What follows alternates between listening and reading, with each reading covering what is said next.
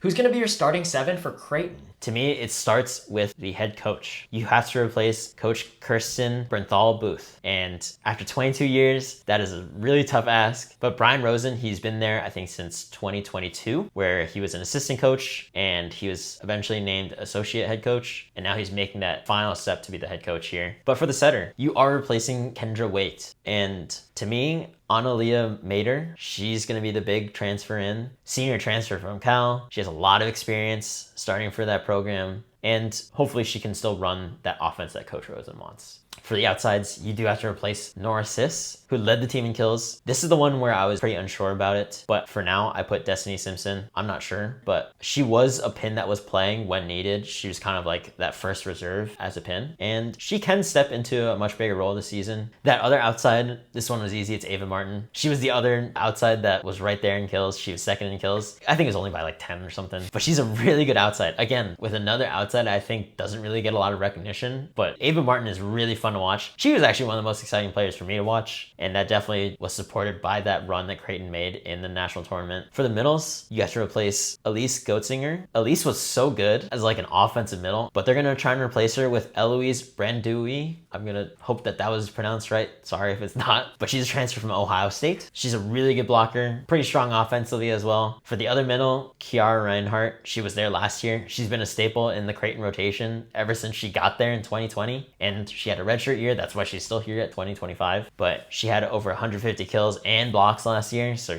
she was able to do both things at the net. Kiara might be due for a bigger season offensively. The other interesting one is Jaya Johnson. She was really good, another redshirt freshman that did really well in that first season, and I think she might be able to build on it as well and take on more responsibility on the offense. I think just losing Nora Sis, at least there's a lot of stuff going on, but you need someone to take those swings. I think she might be someone that can take up a little bit more responsibility on that end because she is a very physical hitter. And then libero, you have to replace their libero from last year, Maddie Bilanovic. But this is another one of those players, Sage Damrow. She transferred from Wisconsin. She played there last year as lib and a DS. She's going to have a big role with this team in Creighton, where the Blue Jays, I think they're definitely going to want her to be taking up a lot of the defense and the passing here. And I think she can definitely do it. Sydney Bressinger was a DS for that team as well, for the right side for Jai Johnson, and I think she will be able to do that well, kind of bringing in a really strong serve and some solid defense.